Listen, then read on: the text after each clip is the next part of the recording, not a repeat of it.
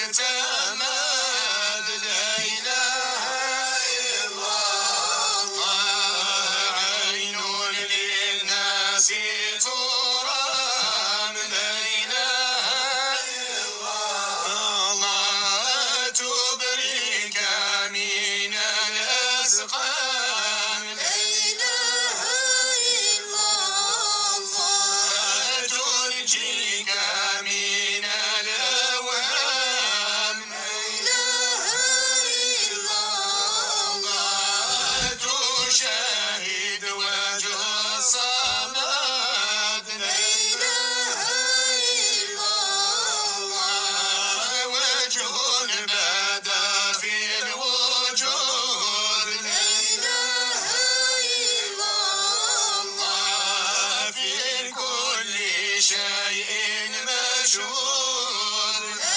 إله إلا الله كنجم سعد السعود لا إله إلا الله في طالعه الأوحاد لا إله إلا الله مدد المدد يا رسول الله اسقينا بالمدد يا حبيب الله المدد المدد يا رسول الله اسقينا بالمدد يا حبيب الله شرفني باسراره سيرني الحكيم وغمرني بنواره من حبه يضوي المدد المدد يا رسول الله اسقينا بالمدد يا حبيب الله زيني بطواره حليما يدريه ركبني في بحاره راني هايم فيه المدد المدد يا رسول الله اسقينا بالمدد يا حبيب الله غدرت أوطاره نادى مناديه وغارت مزماره تاهوا بين أيديه المدد المدد يا رسول الله اسقينا بالمدد يا حبيب الله وين يبغى ربي سنفض طل بغوري مثل فهم المعاني أتوضأت غربي المدد المدد يا رسول الله اسقينا بالمدد يا حبيب الله وين يبغى يا سكر قلبي غادي حبار سوحيدي صدر البحر وسع القيم قار المدد المدد يا رسول الله اسقينا بالمدد يا حبيب الله وين يبغى يسكر إلى قاضي شمار يطضوى سبي صهار أبي ركع وادي ذكار المدد المدد يا رسول الله اسقينا بالمدد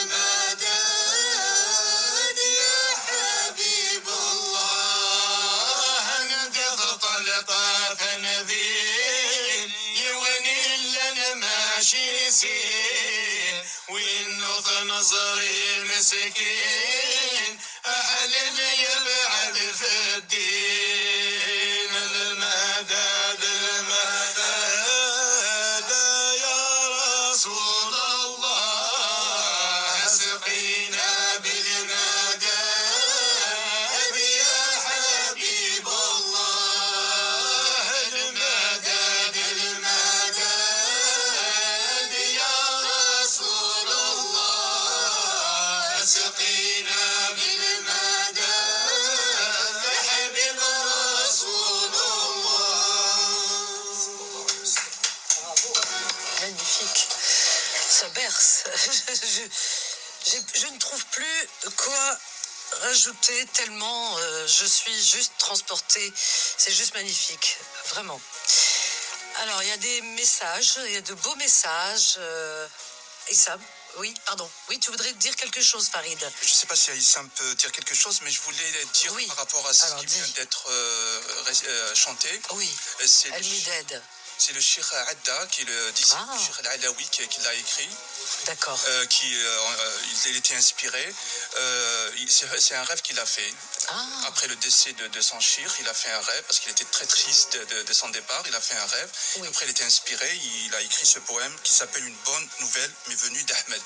C'est-à-dire, il a reçu une bonne nouvelle de lui. d'Ahmed. Et il dit, une bonne nouvelle m'est venue d'Ahmed, d'Alawi, le pôle de la guidance. d'accord. Imam des bienheureux, notre maître Si Ahmed.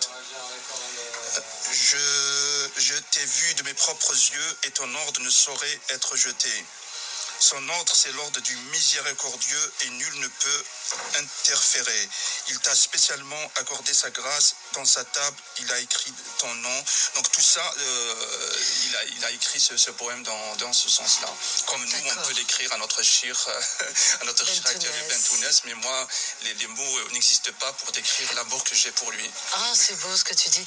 Alors, j'ai entendu les chants là qu'on a entendus là tout de suite en langue kabyle, en berbère. Tout à fait en kabyle. Hein, d'accord? En kabyle. On est d'accord, d'accord. Et c'est bien parce qu'il y en a pour tout le monde, c'est ce qui est formidable, parce que tout le monde n'est pas forcément arabophone. Et donc le soufisme, ça représente bien ce qu'on disait tout à l'heure, l'ouverture vers les autres, vers l'autre. Donc on a entendu des chants en arabe. Là, on vient d'entendre des chants en kabyle, en berbère. Et il y en a vraiment pour tout le monde. Et ça, c'est magnifique. On va prendre un ou deux appels qui vont... Enfin, c'est des questions qui vont être posées à Issam. Alors, on va pas le lâcher, Issam, qui les appelle d'Alger. Alors, je voudrais juste lire un ou deux messages qui sont tombés, là, en écoutant les chants. Donc, qui disent c'est la branche spirituelle de l'islam. Donc, voilà, il y a Nadia Blondel qui dit ça. C'est la branche spirituelle de l'islam. Le soufisme, Zoher dit, le soufisme, c'est juste être soi-même. Il a tout dit, hein, c'est court, c'est concis et c'est clair. Katia qui dit, c'est le cœur de l'islam. Nadia qui dit, le soufi, c'est l'enfant de l'instant. Et pour se détacher, il voyage sihiya, très important dans le soufisme. Humilité, amour, paix, sincérité sont les quelques qualités qui définissent un soufi. Et on a aussi une auditrice fidèle qui appelle régulièrement de Norvège. Donc vous êtes écoutés en Norvège. Je tiens à vous dire, vous êtes écoutés de partout parce qu'on a des auditeurs partout aux États-Unis, au Canada. Enfin, on a des appels de partout, du Mexique également. Et là, on a en l'occurrence Sandra Vidrequin, qui est une auditrice fidèle qui intervient régulièrement à l'antenne et qui envoie un message en disant bonne soirée à vous tous, cordialement de Sandra Vidrequin de la Norvège. Voilà. Donc elle est heureuse de vous écouter. Et on a aussi des auditeurs de Paris. Bah ouais. Ils ont moins d'efforts à faire. Hein. C'est plus simple, mais en tout cas, ils sont fidèles. Alors, on a Hassina qui nous appelle de Lille. Et on a aussi Méziane. Moi, je l'appelle Azoul. c'est notre fidèle auditeur, on va dire fétiche. On prend Hassina, déjà, une femme, pour commencer, qui va poser une question. Issam, vous êtes toujours là, Issam ? Oui, je suis toujours là. Merci de votre patience. On a Hassina, probablement, qui voudrait peut-être vous poser une question. Bonsoir Hassina, qui nous appelle de Lille. Ah oui, bonsoir tout le monde. Bonsoir, bienvenue Hassina. Merci. Ma question, c'est pour... comment il s'appelle déjà? J'ai oublié. Alors, notre docteur Issam, voilà, Ouais. Twelby, hein, c'est ça? C'est pas une question, c'est juste une demande. Oui. Et lui, il vit en Algérie, il connaît le problème de ce que vous avez tout à l'heure parlé pendant la décennie noire. Oui. Et vous avez dit qu'il y a, les gens ont détruit, ont brûlé et tout, ces endroits-là. Marabtin, oui, oui. Et je demande au professeur d'expliquer pourquoi. Normalement, il connaît la raison pour laquelle les gens ils ont fait ça. Ben non, parce que je pense pas. Si, il connaît. C'est de la barbarie, hein. Mais bon, on va le prendre. Issam. Issam. Oui. Alors, Issam, vous êtes là. Oui, oui, je suis toujours là. Alors, donc Pour répondre à la question de Hassina, oui, j'ai très bien entendu. Oui. Pourquoi les gens font cela? Ça, c'est vrai, c'est un grand point d'interrogation et on peut y répondre de diverses manières selon l'angle duquel on aborde la question. Mais si, du point de vue religieux, si on peut dire, il y a une certaine version de l'islam qui considère que les mausolées sont une hérésie, tout simplement parce qu'il n'existait pas au temps du prophète. Pour eux, tout ce qui n'existait pas au temps du prophète n'a pas lieu d'exister en la religion. Mais si on part de ce point de vue, même les mosquées avec les grands minarets qu'on a aujourd'hui n'existait pas au temps du prophète. Ah oui. Il y a beaucoup, surtout beaucoup d'aspects culturels que l'islam duquel l'islam s'est enrichi au cours des siècles, mais qui n'existaient pas au temps du prophète. Ce n'est pas pour autant des hérésies, des ijtihadat. Ah oui. Et nos bâtiments à étages. Si on voulait aller au fond des choses, pourquoi cette haine pour les mausolées? À mon humble avis, je pense que c'est par rapport à ce qu'ils représentent.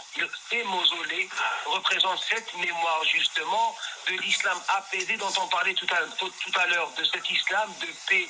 C'est des symboles, c'est des ayats, c'est des signes comme on le dit, et justement ceux qui ne partagent pas cette vision d'islam de paix justement prennent pour cible, je pense, ces mausolées par rapport au message qu'ils représentent, tout simplement. Et moi, j'ai une autre... C'est apaisant, d'entendre ça. Moi, j'ai une réponse, mais je préférais que vous donniez l'explication. Mais je donne comment dire... ta vision, ton avis à toi, enfin. Voilà. Hein, qui ne représente que toi. Alors. Voilà. Beaucoup de gens qui sont de mon avis. C'est parce que les gens, ils vont là-bas, ils demandent aux saints d'exaucer leurs souhaits, leurs vœux et tout. Et ça, c'est de l'association. C'est pour ça que ces gens-là, ils ont brûlé. Ils ont brûlé, ils ont parlé d'abord, ils ont expliqué, ils ont dit que ça se fait pas. On demande aux dieux, on ne demande pas aux gens. C'est des êtres humains, c'est vrai que c'est des saints, mais c'est des êtres humains. Il faut demander directement à Dieu. Et eux, non. Ils font toujours l'intermédiaire. Je demande Ya Sidi Abdelrahman, Ya Sidi Abdelkader, etc., etc. Ça, c'est de l'association. Les gens, ils n'ont pas voulu comprendre. Et après, ils ont fait, l'autre partie, ils ont fini par brûler pour arrêter cette association. Voilà. Mais si on parle de ce principe, que c'est de l'association, que c'est du shirk, mais que dire alors des mausolées des prophètes? Il y a il existe beaucoup de mausolées de prophètes. Et là, on raconte une anecdote qu'un pèlerin qui s'était rendu à Médine, il arrive devant le tombeau du prophète, il regarde le tombeau, il lui dit au prophète de Dieu, j'ai faim, je n'ai rien mangé depuis des jours. Et là, il s'endort devant le tombeau du prophète. Et il voit en songe le prophète qui lui donne un morceau de pain. Et il se réveille, il trouve un morceau de pain entre les mains. Mais là, si on part de ce principe, même les tombeaux, les mausolées des prophètes seraient détruits. Or, quel musulman peut croire que ou qui rend visite à un saint et qui croit qu'il y a un autre Dieu que Dieu. Même si on rend visite au mausolée du saint, on dit la ilaha illallah, on dit qu'il n'y a pas de Dieu autre que Dieu. À partir de là, à mon avis, il n'y a plus de shirk, il n'y a plus d'association, dès le moment où il n'y a pas d'autre Dieu que Dieu. Non, je ne suis pas d'accord avec vous, monsieur. Tant qu'on dit Ya Sidi Abdelrahman, Qdili Hajdi, dites je veux bien pour que. C'est-à-dire, Talba Diallo, Qreba Andallah. Moi, j'ai toujours entendu mes grands-mères dire ça, et ça, je ne dérogerai pas là-dessus. Eh bien, c'était Waqt Niya. Aujourd'hui, on est arrivé à toute association, ça devient une hypocrisie phénoménale. On vit en une époque, mais vraiment terrible. Attendez, on est en train de faire un rejet de tous nos acquis. Moi, j'ai toujours entendu ma grand-mère, mes tantes, ma mère et toutes celles qu'on a perdues, Allah yarhamoum, et qui sont encore vivantes, heureusement, qui détestent cette époque où ni arahat. Eh bien, je vais vous dire une chose. Ces gens-là, kanu yamnou benitoum. Et moi, j'allais avec eux. J'allais céder Baram al-Ghobreni à Cherchel. J'allais céder Abdelrahman à Alger. J'entendais mes tantes, j'entendais mes grand-mères, je voyais ces femmes dire, ils toujours bismillah, toujours ils Allah avant, toujours Rasoul fi fumhum. Mais par contre, comme parce que les patrons saints, les marabtin, اسمهم marabtin, eh bien, كما نقولوا الطلبة عندهم قريبة عند الله. Pourquoi? Parce que Taïin, c'est des gens, c'est comme si tu dirais par exemple l'abbé Pierre qui a toute sa vie, la mère Teresa et sœur Emmanuel qui ont donné leur vie aux lépreux, etc., qui ont consacré leur vie. Eh bien, moi je peux allumer une bougie et dire mère Teresa, et alors, et pourquoi pas? Ou alors la Sainte Vierge, c'est pas grave, mais je sais qu'au-dessus qu'il y a une Rabbi. C'est tout simplement طلبة عندهم اللي ما يعرفش هذا الشيء راه جاهل. طلبة عندهم قريبة عند ربي. Pourquoi? Parce que خدموا بزاف. C'est tout. Mais il faut pas dire association. Il faut pas rentrer dans le jeu les extrémistes qui nous ont complètement bousillé la religion à l'initiale et le patrimoine qu'on a eu. Nia rahat ghabet. Mon Dieu. Non. Mais c'est la vérité, mais si. Attendez, maintenant tout le monde est savant. Moi je parle avec Issam, il est docteur, il a étudié, il a été très loin, en tous les cas, dans sa recherche. C'est un chercheur, je l'écoute, parce que c'est un chercheur. Ce que j'ai entendu ce soir, je l'ai rarement entendu. Parce que nous, on n'est jamais content. Quand on entend les pseudo-islamologues à la télévision qui racontent n'importe quoi, qui parlent en notre nom, eh bien, on n'est pas content. Alors, qu'est-ce qu'on veut? On veut des personnes qui ne sont pas érudits, qui diraient n'importe quoi, qui viendraient nous dire « Ah oui, ça c'est haram. » Non, ceux-là, ils n'ont pas étudié. Je veux dire un imam de quartier, je suis désolée, je respecte les imams, mais j'en parle avec quelques-uns dehors, là, un imam de quartier, c'est pas Issam, quoi, qui est quand même docteur en droit musulman, qui a passé sa vie à faire des études en islam ici, et il a fait la fac, je sais plus, la Sorbonne, je crois, ici, et partout, et en plus, il est directeur de la chaire UNESCO de l'émir Abdelkader. L'émir Abdelkader, franchement, ce grand bonhomme qui était quand même, lui aussi, qui avait du respect pour les saints, parce que lui-même il était soufi. Alors donc on va pas rejeter tout ça quand même. On va pas écouter les ignorants. Non, Hassina, tu écoutes, tu sais ce que tu écoutes, haram, halal, naharqo. Oui. Non, moi je ne supporte pas, franchement. Très honnêtement. Normalement, on ne dit pas Ya Sidi Abdelrahman, Ya Sidi Kda. Si, Rolo. On dit. Non. Moi j'ai été bénie par Sidi Baram, le à Cherchel. Alhamdoulilah, je suis très fière de. Voilà. Normalement, on dit par ce lieu de sacré où je suis. Il y a par ce lieu de sacré par ce saint, il y a voilà, Dieu, exauce-moi ça par ce lieu sacré, par ce saint sacré. C'est très compliqué. C'est très compliqué. Mais les gens, Yamnou Barbé, ils n'ont pas attendu Hassina pour croire Allah subhanahu. Tu sais, Hassina, les saints ont toujours existé dans toutes les religions. D'accord? Ils vénèrent Dieu. Et eux, Ouhna Hado, Sidi Abdelrahman et les autres, eh bien, ils étaient beaucoup plus plus pieux que toi et moi, les Joël qui sont en train de dire n'importe quoi en disant mais il faut pas rentrer dans leur jeu.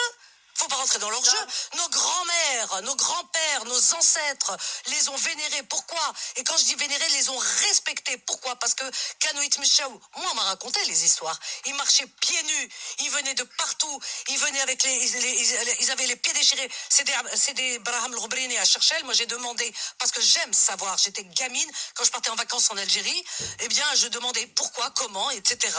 Et je voyais qu'on allumait des bougies. Moi j'adore les bougies. Donc on allumait des bougies, etc.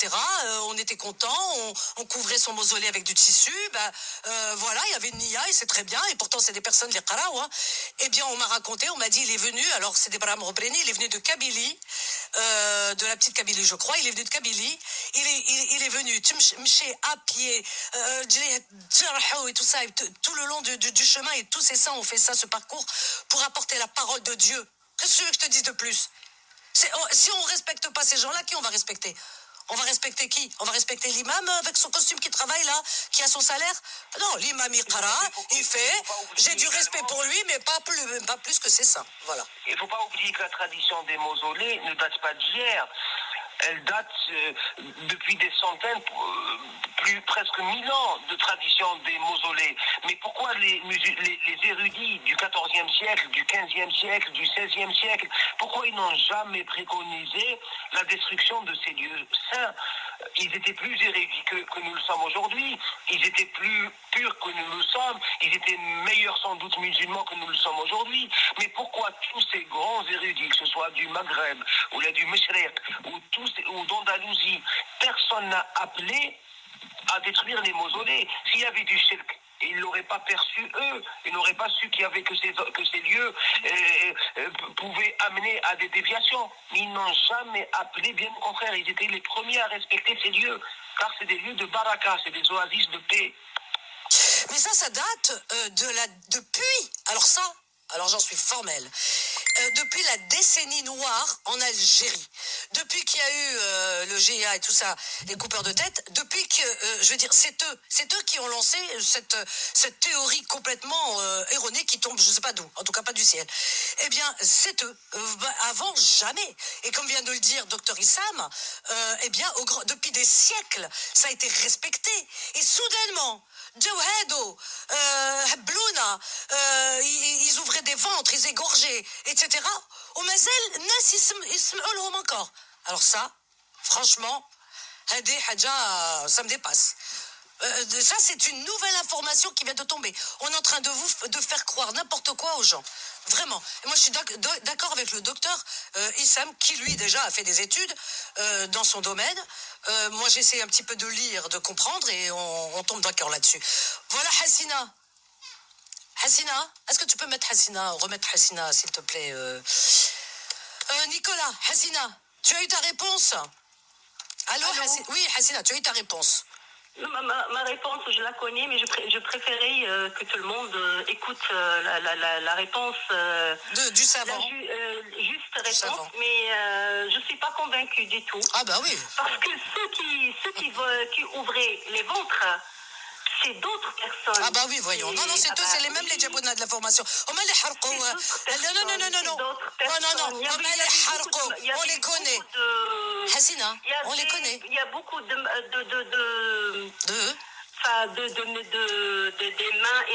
des mains. Ah, l'étranger ou Daniel. Ah, la théorie du complot. Eh ben, je vais te dire une chose, Hassina. Il y a des familles qui ont reconnu des membres de leur famille qui faisaient partie de GIA, qui sont venus pour égorger et tuer. Bon, c'est pas le propos ce soir, parce que ce soir c'est l'heure de l'apaisement, mais il y a beaucoup de personnes en Algérie qui ont témoigné de leurs propres frères.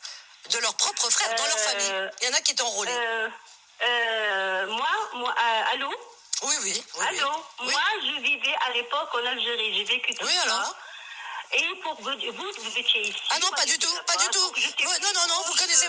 Ah non, j'étais là-bas. Ça tombe que c'était mes 5 années, c'est ce que j'appelle mes 5 années algériennes. J'ai vécu Moi, toute ma vie en France et mes 5 années algériennes, il a fallu pendant 5 ans, pendant ces 5 années, il y a eu du grabuge et d'ailleurs, je militais comme tout le monde là-bas pour contre cette folie, voilà. Donc je vais pas vous raconter ma vie, mais j'étais en Algérie, voilà. Et les preuves sont là. Bah ouais. Mais ce qui s'est passé là-bas, à l'époque, il y avait une main étrangère. C'est pas nous. Oui. C'est pas nous, entre nous. Non, Ah bah oui. اسمع، Il y a des preuves, il a tué Mohamed, son frère. Qu'est-ce que tu dis? Dans les familles, ma chérie, dans les familles. Moi, j'étais là-bas et je témoigne. Dans les familles, ils reconnaissaient pas leur frère. Il y avait un fils qui était, par exemple, qui travaillait dans l'administration ou dans la police, et l'autre qui était enrôlé dans le GIA. Oui, on Et il y avait plein comme ça. Et les gens qui ont été, justement, qui ont subi ces atrocités, ont dit, c'est nos voisins, on les a reconnus. Il y a après la concorde civile, ils sont descendus, tout le monde les a vus, on les connaît. Oui, mais c'est les voisins des gens. C'est incroyable, arrêtez de dire la main étrangère. L'étranger, il n'y a pas de main. Subhanallah, qui est-ce qu'ils étaient derrière ceux qui ont monté dans les maquis? Mais qui est-ce qui manipulait? Ah oui, toi demain on te met une arme dans la main, on va te dire va tuer ton frère, tu vas tuer ton frère. Ah bah tu me fais peur, hein. La main étrangère. D'accord, Hassina, on n'en est pas là, ce soir c'est la soirée soufie. Ouais. Merci en tous les cas pour ton intervention, on en reparlera une autre fois, il y a beaucoup à dire là-dessus. Bonne soirée Hassina. Au revoir. Au revoir. Ah oui, ça c'est les théories du complot, la main étrangère, machin, etc. Enfin la main, je ne sais pas de quelle main, mais en tout cas, Dieu seul sait ce qui s'est passé là-bas. Issam, je suis désolée, hein, Issam il est toujours là. Issam. Allô Issam? On a beaucoup de ce genre de théories qui continuent à circuler, c'est fou. Est-ce qu'Issam est là? Issam, on a Méziane. Alors rapidement, oui Issam, vous êtes là? Pardon, Issam, vous êtes là? J'entends, oui. Oui, alors vous avez entendu, alors ça, c'est souvent, c'est dommage, hein, c'est des messages qui sont ancrés dans les esprits de certains. C'est dur de faire sauter ça, quoi. C'est dire encore une fois combien nous avons besoin de cet islam de nos ancêtres, de cet islam de ces grands maîtres soufis du Maghreb. Comme ils disent eux-mêmes, il y a tellement de controverses, il y a tellement de divergences entre les religieux, mais entre les gens de l'amour, il n'y a pas de divergence. Il y a une seule qibla, c'est le pardon, c'est le respect de l'autre. C'est bien dit, bravo. On a Méziane Issam. C'est un auditeur fidèle. Azoul. Azoul, Vanessa. Azoul, Méziane. Salam alaikum. Merci pour ton émission d'abord. C'est gentil, merci à toi d'écouter. Ça nous change de la confidence. Bon, mais il faut tout, hein. Alors vas-y rapidement, on a Issam qui t'écoute. Je salue tous les dames, les messieurs des soufis, là. Oui. Que j'apprécie beaucoup, leur chant, leur spiritualité, leur humilité et leur sobriété. Et je salue le docteur qui appelle d'Algérie. Alors moi j'ai une question, je ne connais pas grand-chose malheureusement. Moi je suis agnostique, c'est-à-dire je ne sais pas en fait. C'est-à-dire, des fois je doute, des fois je crois, je suis perdu. Non, t'es pas perdu, non, t'es pas perdu. Éclairage. Tu poses des questions. Bon, mis à part le fait que la spiritualité, j'y crois, il doit y avoir quelque chose, mais les religions, je suis un peu sceptique, quelle qu'elle soit. Et à propos de religion, concernant l'islam, bon, il y a une espèce de compétition entre chrétiens, judaïsme, bouddhisme, islam. On est un peu dans une espèce de concurrence. Voilà, je sais pas. Sois juste un peu rapide, Méziane, parce que oui, mais c'est pas facile d'être rapide. Je sais. Sujet sérieux. T'aurais dû appeler plus tôt, mais bon. Moi, j'aurais bien voulu que le docteur qui est âgé, qui me dise, est-ce que vous croyez que dans une société où on est des millions, ou voire des milliards, 1 milliard passé de musulmans, est-ce que s'il n'y a pas un clergé, une organisation, est-ce que chacun peut dire que moi, mon islam est le meilleur, et par conséquent, c'est la cacophonie, comme je disais Vanessa, et éventuellement, il y a la politique qui vient se mêler là-dedans, et on n'est plus dans la spiritualité, on est dans les intérêts personnels, et peut-être même des chétanes qui peuvent venir se rentrer là-dedans, puisqu'il n'y a pas une voix, Oui. il n'y a pas une démocratie. Chacun proclame, moi je suis imam, moi je suis islamologue, et chacun raconte sa messe comme il veut. Voilà. Alors, c'est quoi la question? Eh ben, ma question, est-ce qu'il n'est pas temps qu'il y ait une forme de démocratie au niveau de l'islam, au Démocratie niveau ou mondial, de clergé, tu veux dire? de clergé, De clergé, avec voilà. des élections, pour qu'on puisse au moins, comme un gouvernement. Méziane. Et déjà, c'est très compliqué, tu l'entends. Alors imagine, on fait des élections, mais tu veux quoi? Tu veux la guerre mondiale? Si chacun réclame, chacun dit, moi, c'est moi qui connais l'islam, et l'autre, il dit, moi, je pense le contraire, ben, on est en guerre permanente. Ah bah oui. Issam, alors donc Issam va te répondre. Justement, si vous permettez, je rebondis juste Allez-y. sur... vous m'entendez? Oui, on vous écoute, oui. allez-y. Je rebondis juste sur votre première observation ou remarque ou confidence. Vous vous présentez comme agnostique. Cette même réflexion a été adressée au Cheikh Al-Alaoui. Un homme vient lui dire, il lui dit, moi, il est allé plus loin. Il lui dit, moi, je suis athée, tout simplement. Il lui dit, et le Cheikh Al-Alaoui lui dit, non, vous avez fait déjà la moitié du chemin. Vous êtes dans l'a'ilaha. Et là, il vous reste simplement à découvrir le deuxième versant qui est Allah, au sens où vous avez brisé le vitrail du conformisme. C'est-à-dire que vous n'êtes pas un simple imitateur, vous cherchez Dieu réellement, il faut passer par le doute pour le trouver.